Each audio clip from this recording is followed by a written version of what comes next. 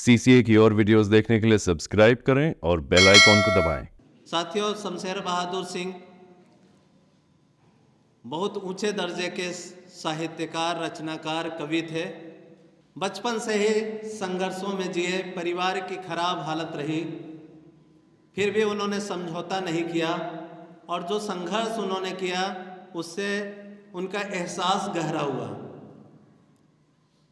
वो लिखते हैं कि दादा की गोद में पोता बैठा, दादा की गोद में पोता बैठा, महबूबा महबूबा गाए, दादी बैठी मूड हिलाए, हम किस युग में आए गए। गीत गजल है फिल्मी लय में, शुद्ध गलेबाजी शमशेर, आज कहाँ वो गीत जो कल थे गलियों गलियों गाए गए। कि राह तो एक थी हम दोनों की, राह तो एक थी हम दोनों की, आप किधर से आए गए। हम जो लुट पिट गए, आप जो राजभवन में पाए गए। जब ग्वालियर के मजदूरों पर गोली चलाई गई उसके बारे में लिखते हैं तो अपने दौर के बारे में ही बात कर रहे थे। आज देश भर में सांप्रदायिकता बढ़ती जा रही है, नफरत की आंधी चल रही है, एक धर्म के लोगों को दूसरे धर्म के लोगों से लड़ाया जा रहा है। ऐसे माहौल में दो कदम सही दिशा में आगे चल पाना मुश्किल हो रहा है। बहुत समय पहले ही शमशेर बहादुर जी ने इसके ऊपर कविताएं लिख दी थी। उन्होंने पहचान कर ली थी कि जो आज सांप्रदायिक नन्हे नन्हे चूजे अंडे हैं, ये भविष्य में जाके कितने खतरनाक क्रूर बनेंगे, इसके बारे में उन्होंने बात कर ली थी। यहाँ पर कवि ये कहना चाह रहा है कि बात बोलेगी, हम नहीं। और इस बात को हम अच्छी तरह से समझ सकते हैं कि आज देश की सत्ता पे बैठा हुआ एक आदमी लगातार बोले जा रहा है, बात बोलेगी हम नहीं, भेद खोलेगी बात ही। इसका मतलब ये है, इसका मतलब है वस्तुगत यथार्थ जिसकी बात वो करते हैं।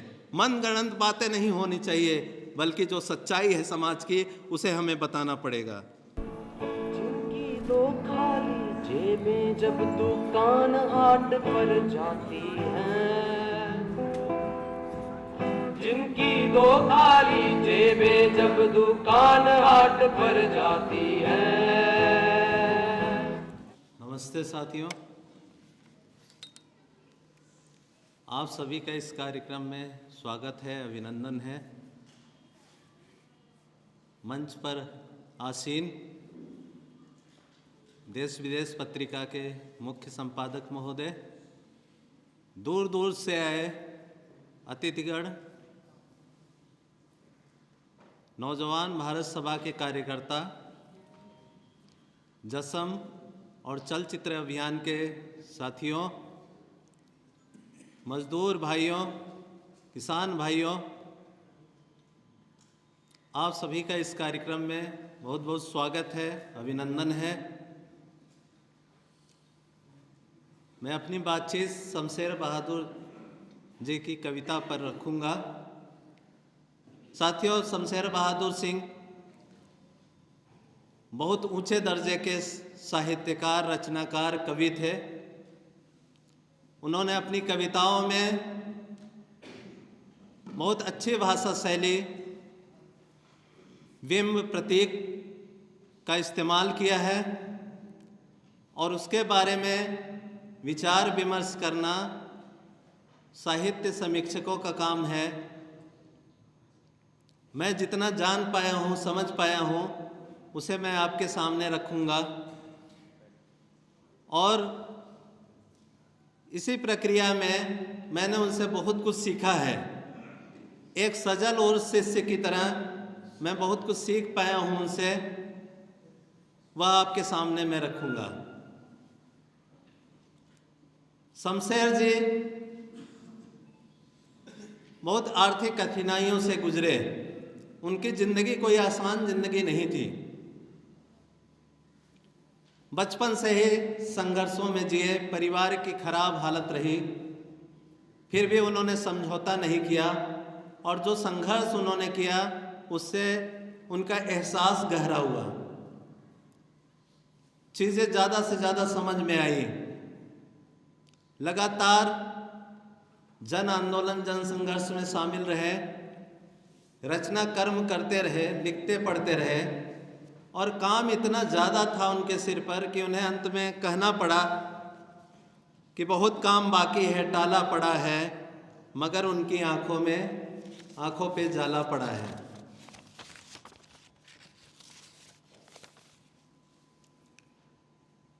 तो ये ऐसी बात लिखने वाले शमशेर जी, जिन्होंने न केवल साहित्यकारों के लिए, न केवल बड़े बड़े विद्वानों के लिए, बल्कि हमारे देश की जनता के लिए, मजदूरों के लिए, किसानों के लिए कविताएं लिखी, शेर व शायरी लिखी, उनके बारे में तरह तरह के भ्रम फैलाए गए। जैसे कहा जाता है कि वो बहुत कठिन कविता लिखते थे, बहुत दुरूह कविता लिखते थे। तो इसे समझने की ज़रूरत है साथियों कि उनके ऊपर इस तरह के आरोप क्यों लगाए जाते हैं। एक जन साहित्यकार को, जो जनता के पक्ष में खड़ा हुआ है, उसको जनता से दूर करने की कोशिश की जाती है। उसे कठिन बताकर यह साजिश रची जाती है कि उसे कोई न पढ़े, कोई न समझे। मैं इसके बारे में भी बात करूंगा। मैं इसके बारे में बात करूंगा कि उनकी रचनाएं इतनी कठिन नहीं है, उनकी कविताएं इतनी कठिन नहीं है, हम समझ सकते हैं, आसान है। उनकी कविताओं के जरिए मैं ये बात रखूंगा। उनकी एक कविता है, बहुत मज़ेदार कविता है, जो व्यंग कविता भी है, हास्य भी है उसमें, और इसके साथ साथ अपने दौर के बारे में सच्चाई को भी बताती है। वो लिखते हैं कि दादा की गोद में पोता बैठा, दादा की गोद में पोता बैठा, महबूबा महबूबा गाए, दादी बैठी मूड हिलाए, हम किस युग में आए गए। गीत गजल है फिल्मी लय में, शुद्ध गलेबाजी शमशेर, आज कहाँ वो गीत जो कल थे गलियों गलियों गाए गए। आप बताइए कौन सा कठिन है? कठिन है ये? या वो जब कहते हैं अपने दौर के नेताओं के बारे में व्यंग करते हुए लिखते हैं कि राह तो एक थी हम दोनों की, राह तो एक थी हम दोनों की, आप किधर से आए गए, हम जो लुट पिट गए, आप जो राजभवन में पाए गए।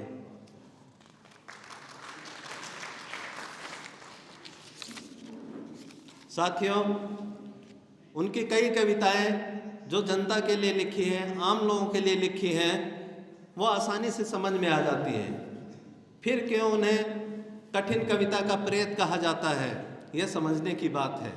हम समझ सकते हैं। बस ऐसी बहुत सी कविताएं हैं। हमारे कुछ साथियों ने स्टॉल पर भी उसका पैम्फलेट पोस्टर बना के रख रखा है, उसे हम देख सकते हैं। उसके विस्तार में मैं नहीं जा रहा हूँ। बातचीत को आगे बढ़ाते हुए मैं ये कहूँगा कि उनकी सारी कविताएं इतनी आसान नहीं हैं। कुछ कठिन कविताएं भी उन्होंने लिखी हैं, और वो कठिन कविताएं क्यों लिखी, उसके पीछे कारण है। जिस जिंदगी के बारे में वो बात करते हैं, जिस समाज के बारे में बात करते हैं, वो समाज कोई आसान समाज नहीं है, कठिन समाज है। उसे समझने के लिए मेहनत करनी पड़ती है। यह कुछ इसी तरह से है जैसे उनके कुछ कविताएं अमरूद की तरह है कि आप हाथ बढ़ाकर पेड़ से तोड़कर खा सकते हैं। ज़्यादा मेहनत करने की ज़रूरत नहीं है। लेकिन उनकी कुछ कविताएं बादाम जैसी हैं कि आप बादाम तोड़ लेते हैं, उसे सुखाना पड़ता है, फिर उसे तोड़ना है, और तोड़ने के बाद आप उसे खाते हैं। इतनी मेहनत करनी पड़ती है। इसी तरह उनकी कुछ कठिन कविताएं भी हैं जिसके लिए हमें निश्चित ही मेहनत करनी पड़ती है। और इसी के लिए आज ये संगोष्ठी आयोजित की गई है, सांस्कृतिक कार्यक्रम रखा गया है, जिससे हम कई वक्ताओं को सुन सकें और उनकी कविताओं को जान सकें, समझ सकें, उसकी गहराई में बैठ सकें। साथियों, तीन तरह के साहित्यकार होते हैं। कुछ साहित्यकार होते हैं जो अपने युग की बात करते हैं, अपने समाज की बात करते हैं, उस दौर की दिक्कतों कठिनाइयों के बारे में बात करते हैं, उसके समाधान के बारे में बात करते हैं। कुछ ऐसे साहित्यकार होते हैं जो हर युग के बारे में बात करते हैं। उनकी बातें सर्वकालिक होती हैं।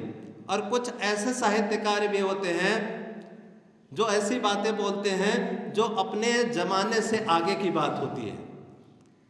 शमशेर बहादुर सिंह तीनों तरह के साहित्यकार हैं।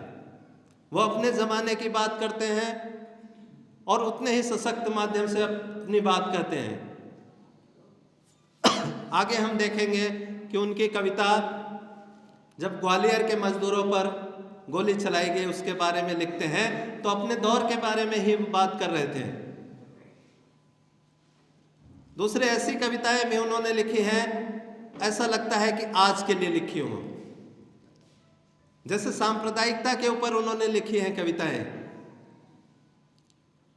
आज देश भर में सांप्रदायिकता बढ़ती जा रही है, नफरत की आंधी चल रही है, एक धर्म के लोगों को दूसरे धर्म के लोगों से लड़ाया जा रहा है। ऐसे माहौल में 2 कदम सही दिशा में आगे चल पाना मुश्किल हो रहा है। बहुत समय पहले ही शमशेर बहादुर जी ने इसके ऊपर कविताएं लिख दी थी। उन्होंने पहचान कर ली थी कि जो आज सांप्रदायिक नन्हे नन्हे चूजे अंडे हैं, ये भविष्य में जाके कितने खतरनाक क्रूर बनेंगे, इसके बारे में उन्होंने बात कर ली थी। उसी तरह से उनकी कविता है काल तुझसे होड़ है मेरी। इसके बारे में जब वो बात करते हैं तो मुझे बचपन की एक घटना याद आ जाती है। मेरे दादाजी जब कोई शोक समाचार सुनते थे, उनके पास कोई दुखद संदेश आता था, तब वो कहते थे कि समय बड़ा बलवान, साथी समय बड़ा बलवान। या आप लोग भी सुनते होंगे कि अक्सर लोग ये कहते हैं कि समय के आगे हर आदमी हार जाता है। इसका क्या मतलब है? इसका मतलब यह है कि जो हो रहा है उसको हम चुपचाप देखते रहें, हम हार मान जाएं। लेकिन शमशेर कहते हैं कि नहीं, मैं हार नहीं मानूंगा, हम हार नहीं मान सकते हैं। और काल तुझसे होड़ है मेरी। मैं पूरी कविता, बहुत छोटी कविता है, मैं चाहूँगा कि उसे एक बार पढ़ दूँ जिससे पूरा संदेश उनका हमारे सामने आ जाए, फिर हम उस पर बातचीत करेंगे। वो लिखते हैं, काल तुझसे होड़ है मेरी अपराजित तू, तुझमें अपराजित मैं वास करूं, इसलिए तेरे हृदय में समा रहा हूं, सीधा तीर सा जो रुका हुआ लगता हो। कि जैसे ध्रुव नक्षत्र भी न लगे, एक निष्ठ स्थिर, कालोपरि भाव, भावोपरि सुख, आनंदोपरि सत्य, सत्य असत्योपरि सौंदर्य यही तो है मेरे तेरे भी ओ काल ऊपर, सौंदर्य यही तो है जो तू नहीं है ओ काल, जो तू नहीं है, जो मैं हूं, मैं कि जिसमें सब कुछ है, क्रांतियां, कम्यून, कम्युनिस्ट समाज के नाना कला विज्ञान और दर्शन के जीवंत वैभव से समन्वित व्यक्ति मैं जो वह हरेक हूं जो तुझमें ओ काल परे है। यह छोटी सी कविता है। इस अंतिम लाइन देखिए, वो बोलते हैं कि व्यक्ति मैं और काल तुझसे परे हूं मैं। यानी शमशेर जी खुद को काल से भी ऊपर रखते हैं, काल से भी बड़ा रखते हैं। यह खुद उनका कोई मैं नहीं है, कोई अहम नहीं है। यह उनके अंदर जो ताकत आ रही है वो किसकी ताकत है? जिसके दम पर वो बात करते हैं कि काल तुझसे होड़ है मेरी। ये ताकत है उस जनता की जिसके साथ शमशेर जी खड़े हैं। वो ताकत है उस जनता की जो दुख तकलीफें झेल रही है, लेकिन वो एक दिन उठकर इस निज़ाम को बदल देती है, इस समाज को बदल देती है। वो ताकत है उस जनता की, और उस ताकत के दम पर शमशेर जी काल से होड़ करने निकले हैं। कोई व्यक्तिवादी तरीके से नहीं, अहंकार में ये बात नहीं कहते हैं। वो धीरे धीरे आगे चलकर इस बात का और ज़्यादा खुलासा होगा। साथियों, यूनानी मिथक में एक योद्धा का जिक्र आता है, अंतेउस नाम है उसका, और वो अंतेउस बहुत बहादुर है। जब दुश्मनों के साथ लड़ता है और उसकी ताकत कमज़ोर पड़ जाती है तो बार बार धरती माँ को छूता है, और जब धरती माँ को छू लेता है तो उसकी ताकत वापस लौट आती है। हमारे लिए वो माँ कौन है? हमारे लिए वो माँ जनता है। समाज बदलने वाले क्रांतिकारियों के लिए वो माँ जनता है, और जब जब हम अपनी माँ को छू लेते हैं हमें ताकत मिल जाती है। उसी ताकत की बात शमशेर बहादुर कहते हैं कि वो काल तुझसे होड़ है मेरी। जब जब हम जनता के बीच में जाते हैं हमें ताकत मिलती है, हम दुश्मनों से लोहा लेते हैं, और जब हमें लगता है कि हमारी ताकत कमज़ोर हो रही है तो फिर भी जनता के बीच में जाते हैं। मेरठ के साथियों ने शमशेर जी का गीत बहुत बढ़िया तरीके से गाया, और उसके जो बोल हैं कितना प्रवाह है उसमें, जो ठहराव है उसका भी एक अर्थ है, उसे ध्यान देने की ज़रूरत है। जैसे वो कहते हैं, बात बोलेगी हम नहीं, भेद खोलेगी बात ही। बहुत सारे आलोचकों ने कहा कि ये तो अजीब बात कर रहे हैं आप, मतलब बात बोलेगी हम नहीं, ये कौन सी बात हो गई? आप कुछ नहीं कहेंगे, आप मूक दर्शक बने रहेंगे, जो चीज़ें चल रही हैं उसे जैसे चल रही हैं वैसे देखते रहेंगे। उन्होंने इस कविता की गलत व्याख्या की। यहाँ पर कवि ये कहना चाह रहा है कि बात बोलेगी हम नहीं, और इस बात को हम अच्छी तरह से समझ सकते हैं कि आज देश की सत्ता पे बैठा हुआ एक आदमी लगातार बोले जा रहा है, और क्या बोल रहा है, कितना बकवास बोल रहा है, क्योंकि वो बोल रहा है, बात नहीं बोल रहा है। यहाँ शमशेर जी जिस बात की बात करते हैं उसका मतलब है कि जो जनता की दुख तकलीफें हैं, समाज है, हमारे सामने की परिस्थितियां हैं, वो बोलेंगी, चीख चीख कर बोलेंगी, और चीख चीख कर बोल रही हैं। मुझे बोलने की क्या ज़रूरत है? बात बोलेगी हम नहीं, भेद खोलेगी बात ही। इसका मतलब ये है, इसका मतलब है वस्तुगत यथार्थ जिसकी बात वो करते हैं। मनगढ़ंत बातें नहीं होनी चाहिए, बल्कि जो सच्चाई है समाज की उसे हमें बताना पड़ेगा। साथियों, शमशेर जी अपने समय में जो भी अत्याचार अन्याय हो रहा था उस पर चुपचाप नहीं बैठे रहे, उसको बताते रहे, चीख चीख कर बताते रहे। और आज ही के दिन 12 जनवरी 81 साल पहले ग्वालियर के मजदूरों पर गोली चलाई गई। और कैसे गोली चलाई गई? वो ग्वालियर के मजदूर जो अपनी मांगों को लेकर जुलूस निकाल रहे थे, लाल झंडे के ऊपर अपनी रोटियां टांग कर ले जा रहे थे, उनके ऊपर गोली चलाई गई। उसी समय शमशेर जी लिखते हैं, ध्यान दीजिएगा, एक एक लाइन, एक एक शब्द पर ध्यान दीजिएगा। यह शाम है कि आसमान खेत है पके हुए अनाज का, यह शाम है कि आसमान खेत है पके हुए अनाज का, लपक उठी लहू भरी दरातियां, कि आग है धुआं धुआं, कि आग है धुआं धुआं।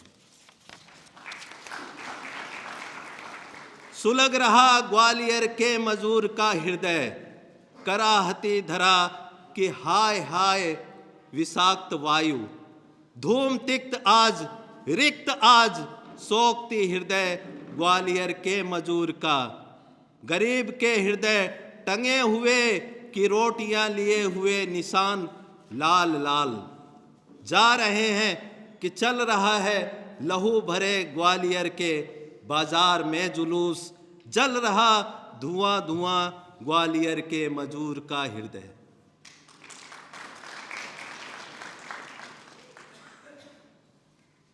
शमशेर जी केवल देश के मजदूरों पर ही कविता नहीं लिख रहे थे, उन्होंने अल्जीरिया के मजदूरों पर भी कविता लिखी, अफ्रीका के मजदूरों पर भी कविता लिखी।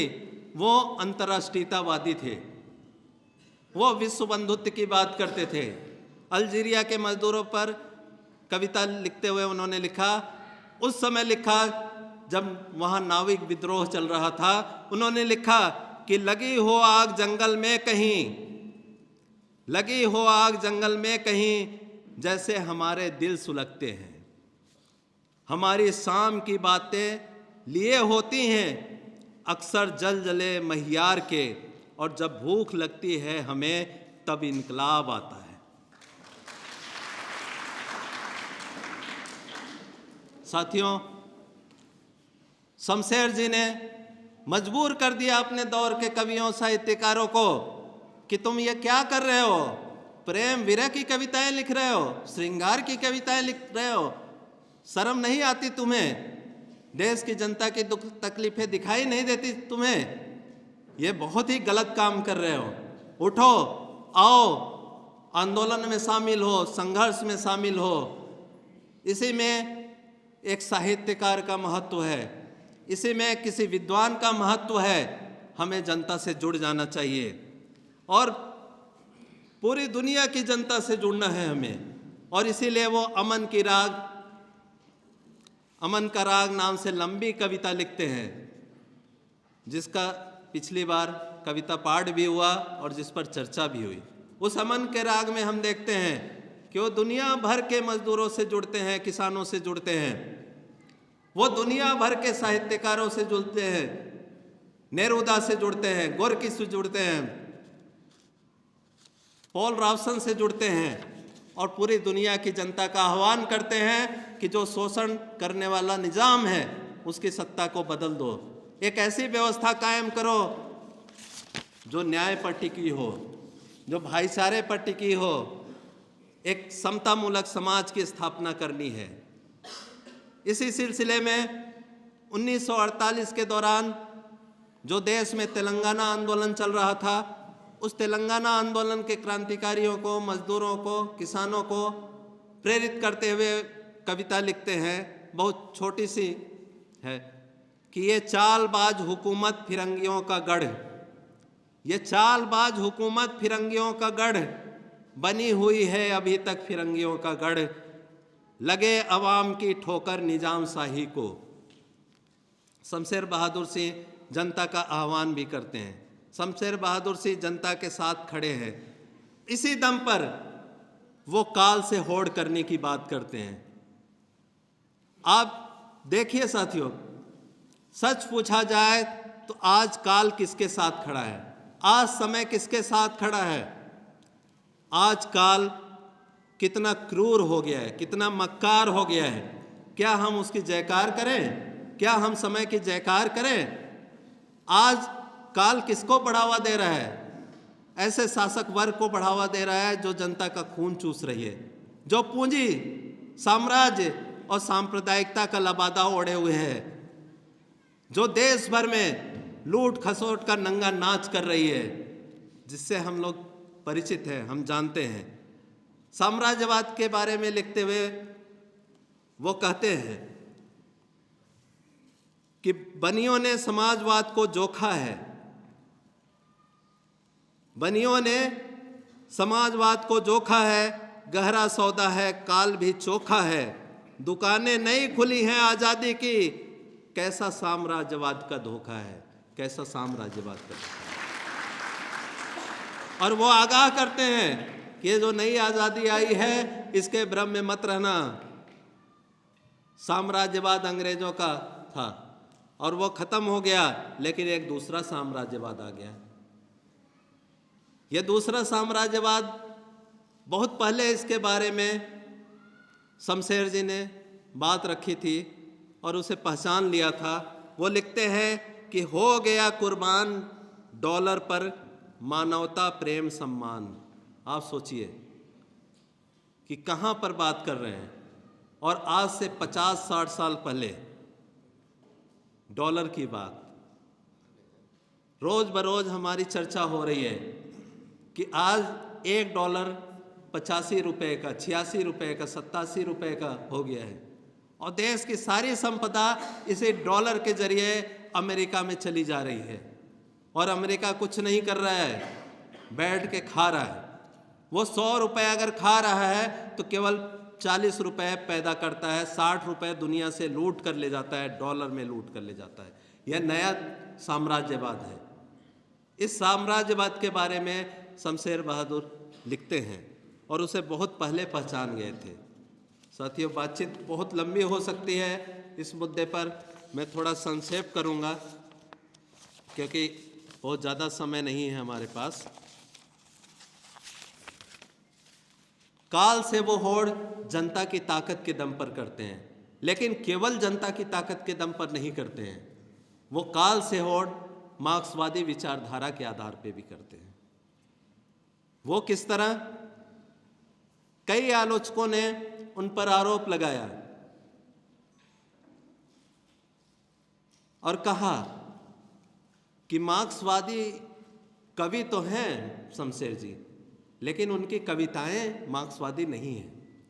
उनके संकीर्ण दृष्टि देखिए, उनका नज़रिया देखिए कि आप ये कह रहे हैं कि मार्क्सवादी तो हैं शमशेर, लेकिन उनकी कविताएं मार्क्सवादी नहीं हैं। ऐसी अजीबोगरीब बातें की गई। इसके जवाब में मंगलेश डबराल जी ने लिखा है कि बर्तोल्ट ब्रेख्त मार्क्सवादी हैं, लेकिन उनका मार्क्सवाद इस बात में नहीं है कि उसकी माला वो जपते रहते हैं, बल्कि वो अपनी हर एक रचना में अपने ढंग से हर बार एक नए मार्क्सवाद का आविष्कार करते हैं। यही बात शमशेर बहादुर पर लागू होती है कि वो हर बार अपने तरीके से मार्क्सवाद की नई नई रचना करते हैं, नए नए तरीके से उसका उद्धार करते हैं। उनकी हर कविता में मार्क्सवाद और सही विचारधारा छिपी हुई है। उसे ढूंढेंगे तो वो जरूर मिलेगी। साथियों, तो हम देखते हैं कि इस तरह के ओछे और गलत आरोप उन पर लगाए गए, जिसके जवाब में उनके समय के ही साहित्यकार और उनके सच्चे दोस्त मुक्तिबोध ने भी लिखा है और बताया है कि शमशेर की कुछ कविताएं कठिन तो जरूर हैं, लेकिन वो जनता के पक्ष में खड़े हैं। वो हमारे लिए लिख रहे हैं, वो समाज बदलने के लिए लिख रहे हैं। नामवर सिंह भी कहते हैं कि शमशेर जी ने जो कविताएं लिखी है, आप उन्हें किसी खांचे में फिट नहीं कर सकते, लेकिन उनकी अपनी एक विशिष्टता है। वो हर एक खांचे को तोड़कर बाहर निकल जाते हैं। ऐसा लगता है कि हर बार एक नई कविता लिखते हैं तो उस नई कविता का नया रूप रंग होता है, उसमें नया बिंब और प्रतीक इस्तेमाल करते हैं। मैं उसके विस्तार में नहीं जा रहा हूं, लेकिन बिंबों का जितने तरीके से शमशेर जी ने अपनी कविताओं में इस्तेमाल किया है, शायद हिंदी के किसी साहित्यकार ने उतना इस्तेमाल नहीं किया, उतना प्रयोग नहीं किया है, जिसको हम सुनकर ही दंग रह जाते हैं।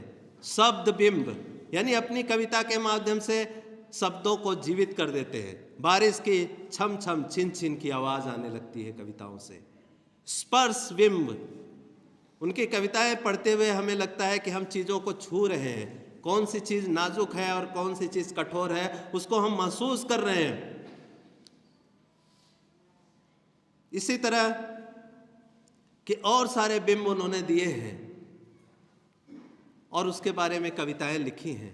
उसके विस्तार में हमें जानना चाहिए और समझना चाहिए। साथियों, बातचीत के अंत में मैं अपनी बात कहूँगा कि जनता और विचारधारा की ताकत से वो जो काल को हराने की बात करते हैं, काल से होड़ करने की बात करते हैं, तो वो क्या करना क्या चाहते हैं, उनका उद्देश्य क्या है, इसके बारे में उन्होंने जो कविता लिखी है उससे ज़्यादा कुछ स्पष्ट होता है। उन्होंने लिखा, मुझे एक सीढ़ी की तलाश है, मुझे एक सीढ़ी की तलाश है, सीढ़ी दीवार पर चढ़ने के लिए नहीं, बल्कि नींव में उतरने के लिए।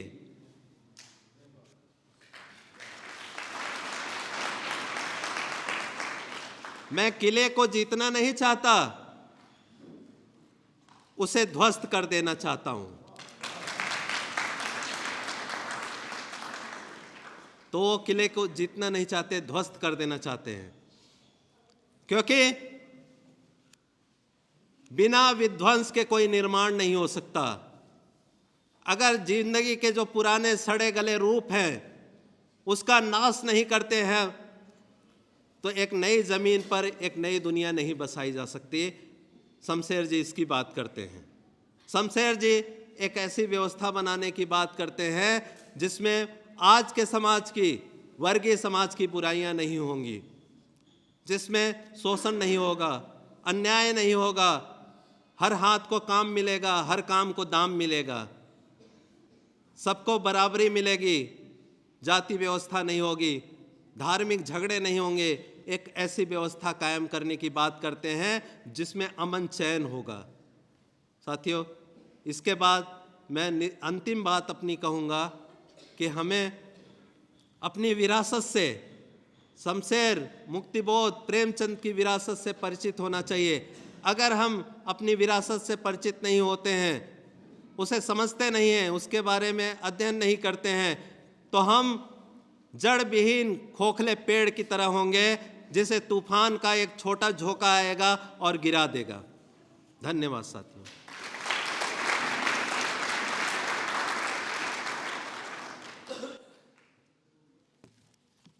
बहुत शानदार साथी विक्रम। अभी